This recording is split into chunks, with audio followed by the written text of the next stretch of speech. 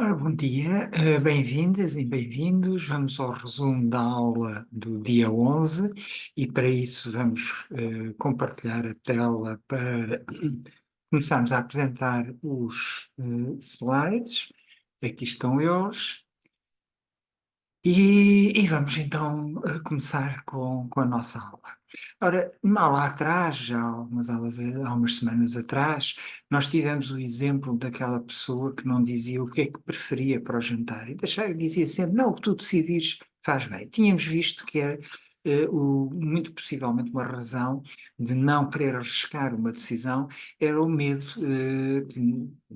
nascido provavelmente de associações antigas entre decisões próprias e consequências más.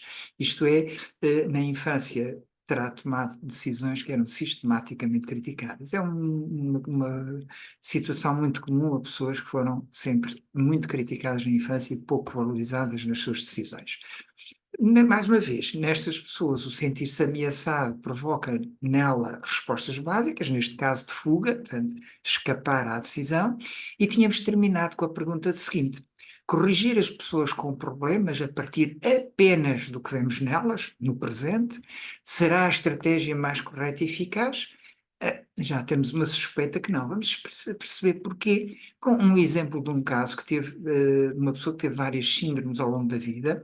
No início, como criança, começou com ciúmes e invejas extremas, depois passou a agressões, na adolescência começou a ter ataques de pânico, a partir do meio da adolescência, por a juventude dentro, sofreu de anorexia, foi sendo curada destas coisas, à medida que iam sendo curada uma coisa aparecia outra.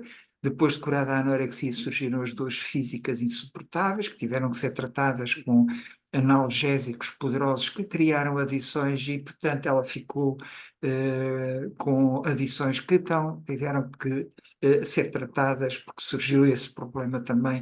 Teve que sofrer desintoxicação, teve tentativas de suicídio, etc, etc, etc. Ora, o que é que se passa com esta pessoa?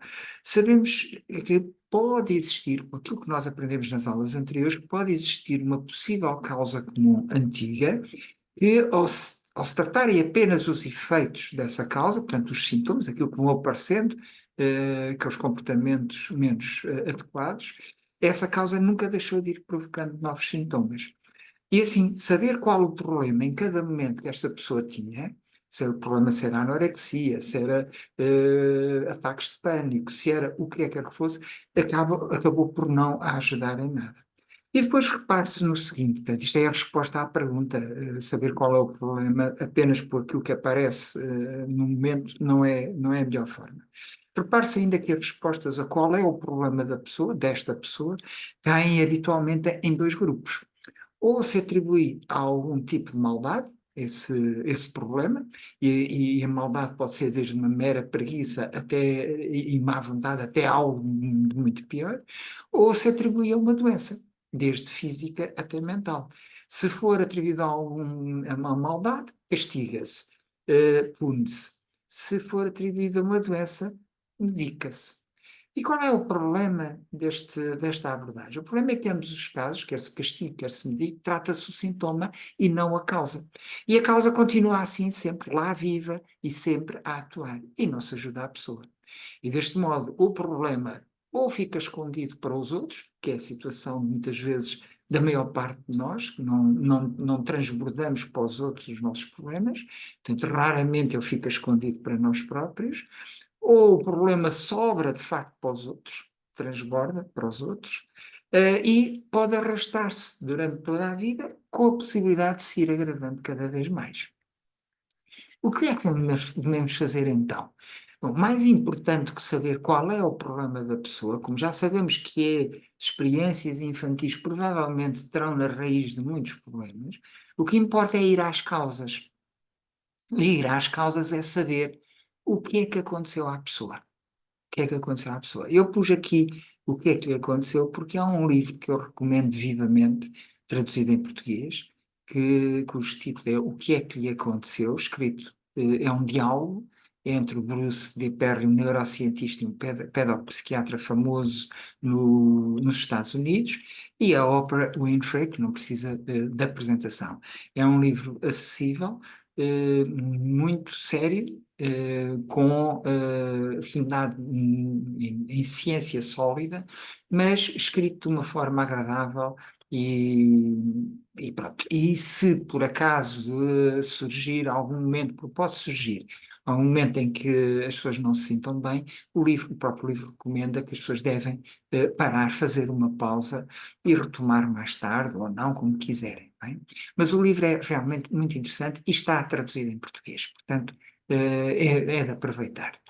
Voltando à psicologia evolucionista, nós temos estado sempre a falar da psicologia evolucionista e vamos terminar agora dizendo que, em suma, para sabermos e compreendermos quem somos e como queremos ser, é fundamental conhecer cientificamente as nossas origens. De onde é que a gente veio? Porque é que chegámos aqui desta maneira e não de outra maneira qualquer?